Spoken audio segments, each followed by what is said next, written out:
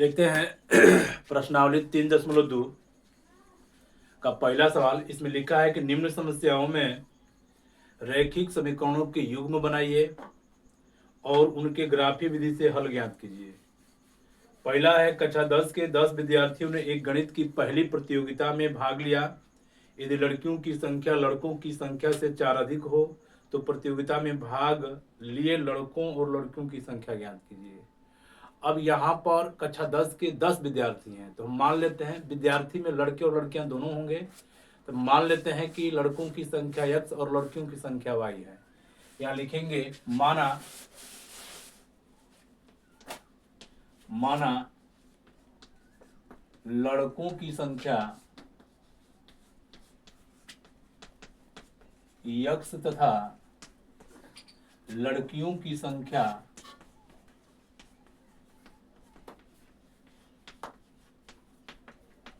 y है। अब इसमें लिखेंगे कक्षा 10 के 10 विद्यार्थी हैं। विद्यार्थी का मतलब कि लड़के और लड़के मिला करके। यहाँ लिखेंगे प्रथम शर्तानुसार, प्रथम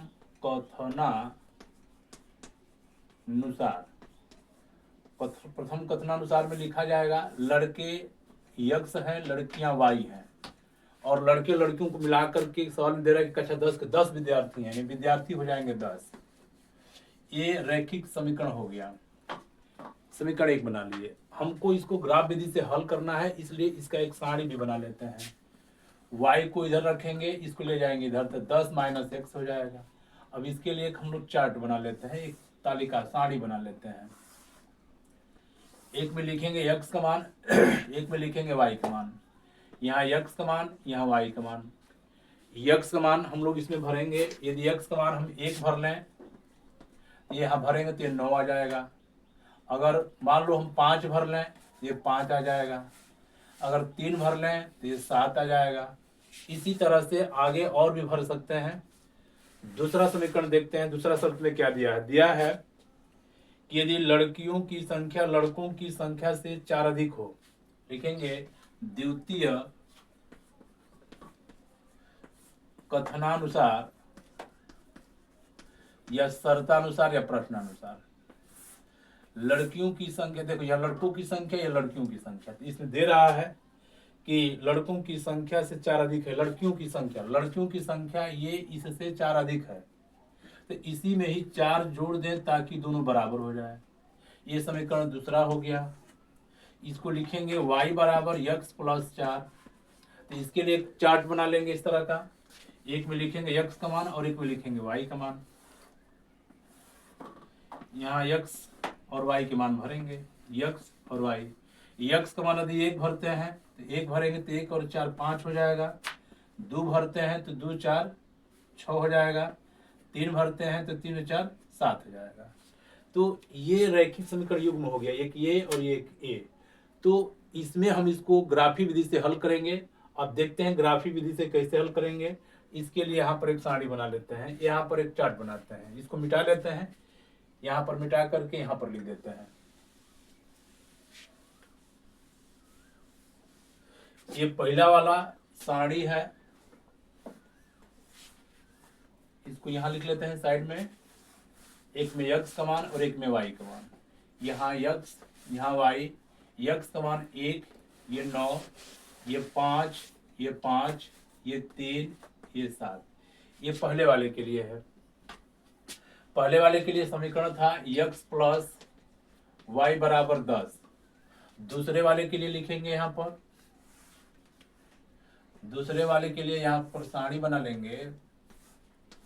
यहाँ पर 1 x y, यहाँ 1, यहाँ 5, यहाँ 2, यहाँ 6, यहाँ 3, यहाँ 7। इसका समीकरण बना था y बराबर x + 4 के लिए।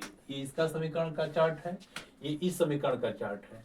इस समीकरण को हम यहाँ पर लिख देते हैं, यहाँ पर लिख देते हैं कि यह x + y बराबर 10 के लिए था। अब इसके लिए हम लोग x अक्ष और y अक्ष पर इन बिंदुओं को दिखाएंगे। इन बिंदुओं को x अक्ष और y अक्ष पर दिखाते हैं।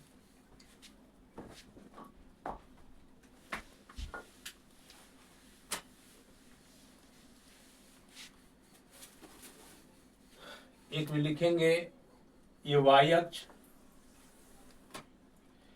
ये एक्स अक्ष।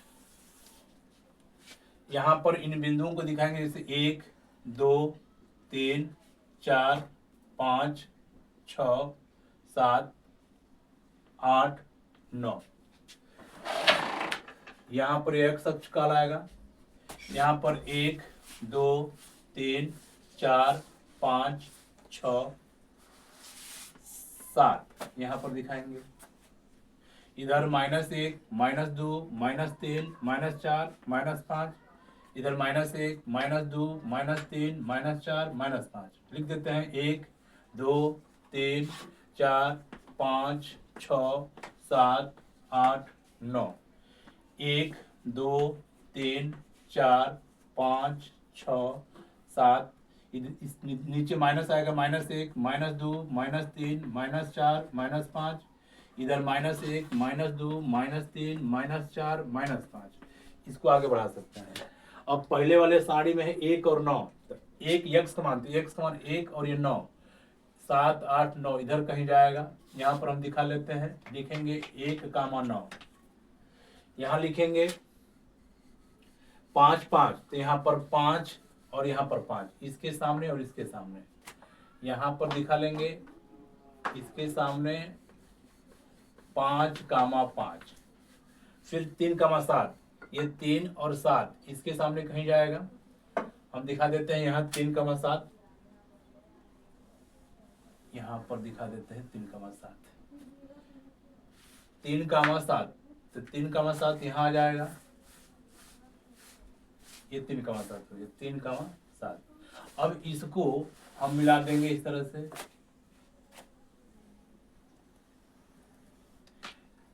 इस समीकरण का यहाँ पॉइंट भर लेते हैं 3,7। इस समीकरण का नाम लिख देंगे कि x + y = 10, x + y = 10, इसके लिए था ये वाला। और दूसरका वाला जो सारणी था, दूसरका वाला सारणी के लिए यहाँ पर जो भी बनाए थे इस तरह से,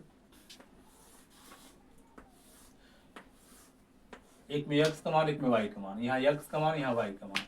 अगर x का मान हम लोग 1 भरे थे तो 1 और 4 5 हो जाएगा, 2 भरेंगे तो 6 हो जाएगा, 3 भरेंगे तो 7 हो जाएगा। ये दूसरा समीकरण है, y = x + 4 के लिए बनाए थे। अब इसी को यहाँ पर दिखा देते हैं।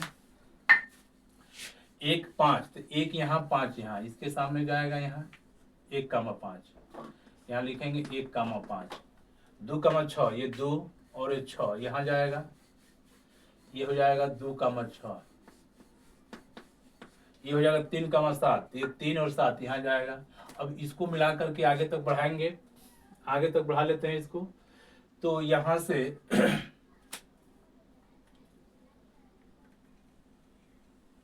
इनको आगे तक हम बढ़ा ले रहे हैं इस तरह से, और आगे तक इसके लगा करके हम आगे तक बढ़ा लेंगे। जहां से होकर जाएगा जाएगा।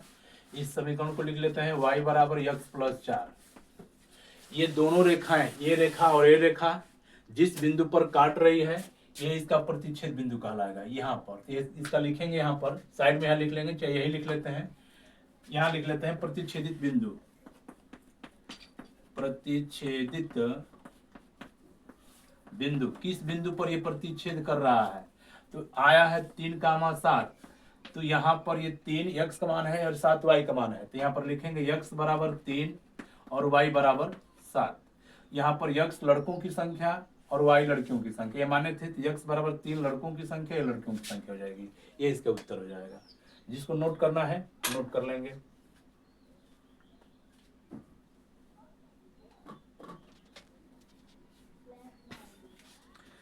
देखते हैं दूसरा सवाल कि 5 पेंसिल तथा 7 कलमों का कुल मूल्य 50 रुपये है, जबकि 7 पेंसिल तथा 5 कलमों का कुल मूल्य 46 रुपया है। एक पेंसिल का मूल्य तथा एक कलम का मूल्य ज्ञात कीजिए। तो हम मान लेंगे कि एक पेंसिल का दाम x रुपया और एक कलम का दाम y रुपया है। यहाँ पर लिखेंगे माना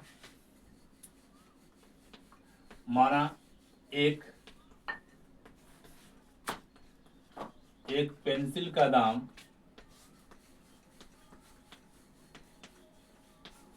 x रुपये, वह एक कलम का दाम, एक कलम का दाम y रुपए है। अब इसमें लिखेंगे प्रथम कथनानुसार, प्रथम शर्तानुसार या कथनानुसार। इसमें जो शर्त दिया गया है, इसमें दे रहा है कि 5 पेंसिल, एक पेंसिल का दाम x रुपया, तो 5 पेंसिल का दाम हो जाएगा 5x रुपया। फिर एक कलम का दाम y रुपया, तो 7 कलम का दाम 7y रुपया, और ये दोनों पैसा मिला करके 50 रुपया है। एक समीकरण पहला हो गया।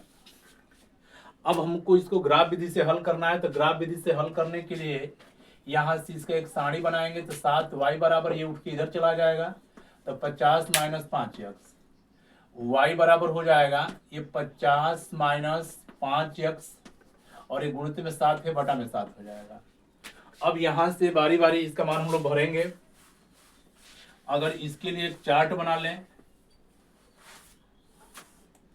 यहाँ से इसके लिए एक चार्ट बनाएं, एक में लिखेंगे x का मान और एक में लिखेंगे y का मान। यहाँ x का मान, यहाँ y का मान। अगर x का मान यदि हम 0 भर देंगे तो ये 0 हो जाएगा, 50 बटा के 7, ये कटेगा नहीं। हम 3 भर लेते हैं, 3 भर करके देखते हैं। 3 भरेंगे तो 5 3 15 हो जाएगा ये, तो 50 में से 15 घटा देंगे 35, 35 में 7 से भाग करेंगे, 7 बचे 35, ये 5 आ जाएगा। अगर यहाँ से 2 का मान भर देंगे तो 2 5 10, 50 10 60 हो जाएगा, 7 से नहीं कटेगा। अगर हम 3 से भाग करेंगे तो 3 5 3 लिख दिए, 4 5 20, 4 पर रख कर देखते हैं, अरे 4 रख के देखते हैं, तो 4 5 20 प्लस 20 हो जाएगा, 20 और 50 70, 70 में 10 से भाग कर लेंगे, 70 में 7 से भाग कर लेंगे, 10 बन जाएगा। इसी तरह से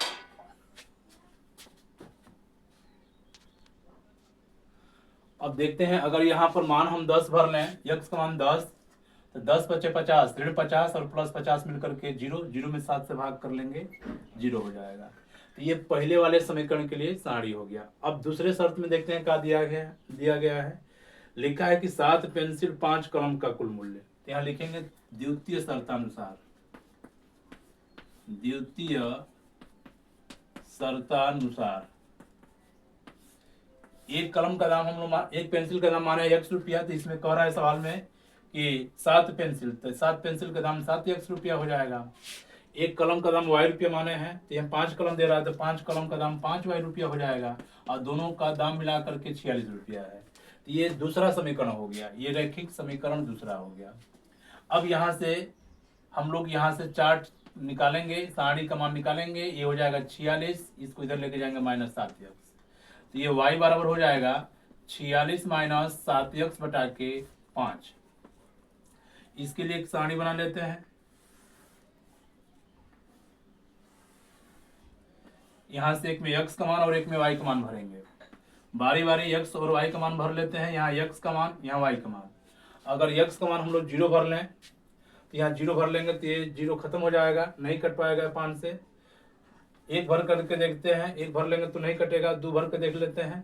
2 भरेंगे तो 2 7 14, 14 अगर घटा देंगे, अगर 14 जोड़ देते हैं, चलो ऋण 2 आ जाएगा, ये 7 दूना के 14 प्लस 14, 46 और 14 60 हो जाएगा, 60 में 5 से भाग कर लेंगे, 12 हो जाएगा।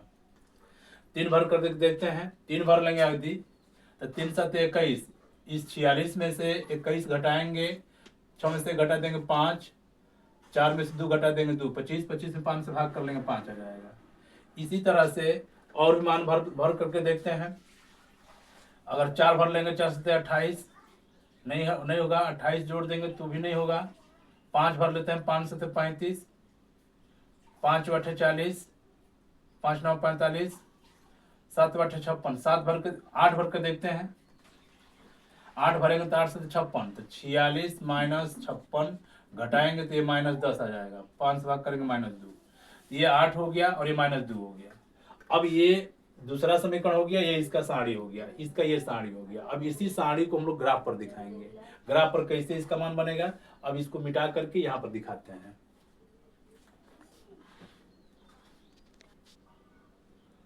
अब देखते हैं, ये पहले वाले समीकरण का ये सारणी है, ये दूसरे वाले का सारणी है। अब इसको यहाँ पर ग्राफ पर दिखाते हैं। यहाँ पर ये वाई अक्ष, ये एक्स अक्ष, यहाँ पर ये समान दूरी पर बिंदुओं को लगा देंगे, जैसे 1 2 3 4 5 6 7 आगे तक बढ़ा लेंगे। लिख देते हैं 1 2 3 4 5 6 7। इधर -1 -2 -3 -4 -5 -6 -7। यहाँ पर -1 -2 -3 -4 -5 -6 -7। ऊपर बढ़ाएंगे 1 2 3 4 5 6 7 8 9 10। इधर हो जाएगा 1 2 3 4 5 6 7 8 9 10। इधर -1 -2 -3 -4 -5 -6 -7 -8। 1 2 3 4 5 6 7 8। यहाँ पर पहले वाले समीकरण के लिए 3 और 5, यहाँ पर 3 और 5, 1 2 3 4 5, इसके सामने इधर और इसके सामने इधर, इसके सामने और इसके सामने मिलाएंगे तो यहाँ पर बिंदु मिलेगा। इसको लिखेंगे 3,5। फिर आगे देखते हैं -4 10, तो -4 यहाँ होगा और 10 ऊपर, इसके सामने यहाँ पर हो जाएगा -4, 10।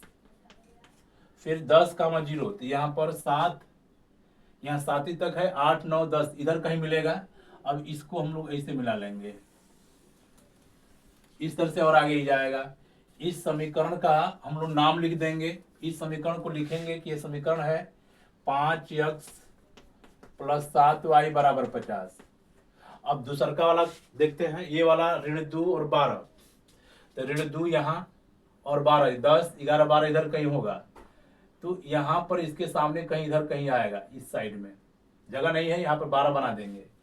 3 और 5, 3 और 5 यहाँ पर मिलेगा, 3, 5। 8 - 2, 1 2 3 4 5 6 7 8 और -2 इसके सामने यहाँ पर जाएगा, ये 8 - 2।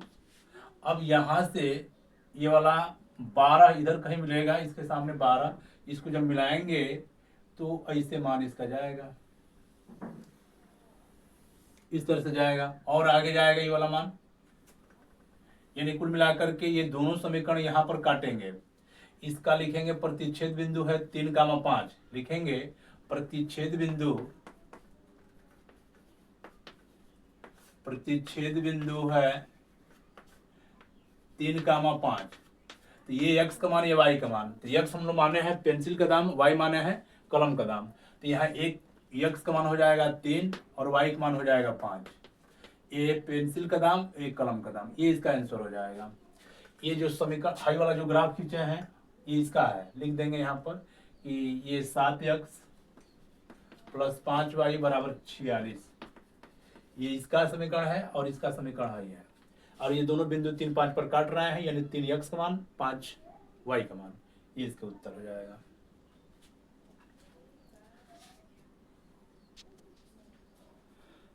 देखते हैं दूसरा सवाल है कि अनुपातों a1/a2, b1/b2 और c1/c2 की तुलना कर ज्ञात कीजिए कि निम्न समीकरण युग्म द्वारा निरूपित रेखाएं एक बिंदु पर प्रतिच्छेद करती हैं, समांतर हैं अथवा समपाती हैं। तो हम लोग जानते हैं कि यदि रैखिक समीकरण युग्मों में यदि a1/a2 बराबर नहीं है b1/b2, तो ये एक बिंदु पर प्रतिच्छेदित करती हैं। तो ये प्रतिच्छेदित रेखा होती है, यानी प्रतिच्छेद करती है, एक बिंदु पर प्रतिच्छेद करती है। यदि a1/a2 बराबर b1/b2 और बराबर नहीं है c1/c2, तो इसको कहते हैं समांतर रेखाएं। ये समांतर होती हैं, समांतर रेखाएं हैं। अगर a1/a2 बराबर b1/b2 बराबर c1/c2, तो ये समपाती होती हैं। समपाती मतलब एक ही रेखा पर दोनों होंगी। यहाँ पर यही चीज हमको यहाँ पर करके दिखाना है। हम देखते हैं इसमें पहला सवाल यहाँ लिखते हैं। लिखा गया है 5x minus 4y, 5x minus 4y plus 8 बराबर 0। दूसरा समीकरण है 7x plus 6y, 7x plus 6y ऋण 9 बराबर 0। अब इसमें इनके गुणांकों की तुलना करके हमको ये बताना है कि एक प्रतिच्छेदित रेखा है, कि समांतर रेखाएं हैं, कि समपाती रेखाएं हैं। यहाँ A1 है, ये B1 है, ये C1 है, ये A2 है, या B2 है, या C2 है। यहाँ लिख ले रहा है A1 बराबर 5, B1 बराबर -4 और C1 बराबर 8। यहाँ पर A2 बराबर 7, B2 बराबर 6 और C2 बराबर -9। तो इनके अनुपातों को निकालते हैं। A1 बटा के करके देखते हैं। इसमें A1 चलो यहाँ लिख देता है। A1 की जगह पर 5, A2 की जगह पर 7, B1 की जगह पर 4, B2 की जगह पर 6, C1 की जगह पर 8 और ये -9। ये 2 से कटेगा, 2 दूनी के 4 और 2 तिहाई 6। यहाँ माइनस है। यहाँ पर देख रहे हैं कोई भी बराबर नहीं है, ये बराबर नहीं है। तो जब ये बराबर नहीं है तो यहाँ पर पढ़ा है कि A1 बटा A2 बराबर नहीं, B1 बटा B2 तो प्रतिच्छेदित रेखा होंगी। अतः लिख सकते हैं कि अतः A1 बटा A2 बराबर नहीं है B1 बटा B2, इसलिए ये रैखिक समीकरण युग्म, ये रैखिक समीकरण युग्म एक बिंदु पर प्रतिच्छेदित करती हैं। एक बिंदु पर प्रतिच्छेद करती हैं, प्रतिच्छेद करती हैं। यही हमको करके लिखना था, ये इसका आंसर हो जाएगा। अब देखते हैं दूसरा वाला देख लेते हैं। दूसरा वाला समीकरण दिया गया है। दूसरा वाला दिया गया है 9x plus 3y, 9x plus 3y plus 12 बराबर 0, 18x प्लस 6y प्लस 24 बराबर 0। तो यहाँ पर देखेंगे कि यह A1 है, यह B1 है, यह C1 है। तो यहाँ लिख सकते हैं कि A1 बराबर 9, B1 बराबर 3 और C1 बराबर 12। A2 की जगह पर 18, B2 की जगह पर 6, C2 की जगह पर 24। इसका अनुपात निकालेंगे तो 9 बटा 18, यहाँ 3 बटा के 6, यहाँ 12 बटा के 24। ये कट जाएगा, 9 एकम में 9, 9 दूनी 18, ये 3 एकम 3, 3 दूनी के 6, 12 एकम में 12, 12 दूना के 24। तो 1/2, 1/2, 1/2, यानी A1 बटा A2, B1 बटा B2, C1 बटा C2 बराबर आ गया। लिखेंगे कि A1 बटा A2, B1 बटा के B2, C1 बटा के C2। तो जब ये बराबर हो गया तो लिख देंगे कि ये रेखाएं समपाती होंगी। लिख देंगे कि अतः यह रैखिक समीकरण युग्म समपाती है। ये इसका आंसर हो जाएगा। अब देखते हैं तीसरा वाला। देखते हैं तीसरा सवाल। दूसरा का तीसरा में दिया गया है। ये तीसरा सवाल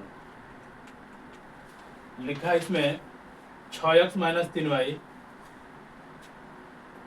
6x माइनस 3y प्लस 10 बराबर 0।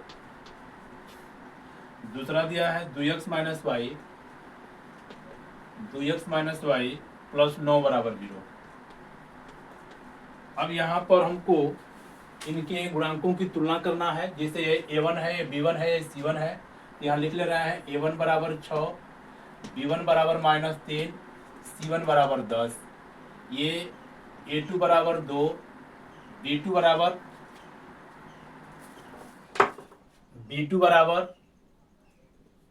-1 है और C2 बराबर 9 है। अब इसमें तुलना करेंगे A1 बटा A2। चलो यहाँ लिख लेते हैं। A1 की जगह पर 6, A2 की जगह पर 2, B1 की जगह पर 3, ये -1, ये 10 और ये 9। 2 से कटेगा द्वितीय 6, 1 से कटेगा 3 बार में, और ये नहीं कटेगा। तो यहाँ पर लिख सकते हैं ये 3, देखो ये बराबर है लेकिन ये बराबर नहीं है, तो यहाँ लिख सकते हैं कि A1 बटा के A2 बराबर B1 बटा के B2 और बराबर नहीं है C1 बटा के C2। तो ये स्थिति आ रहा है, तो इसको कहते हैं कि समांतर होगा। तो लिख सकते हैं कि अतः ये रैखिक समीकरण युग्म समांतर होगा।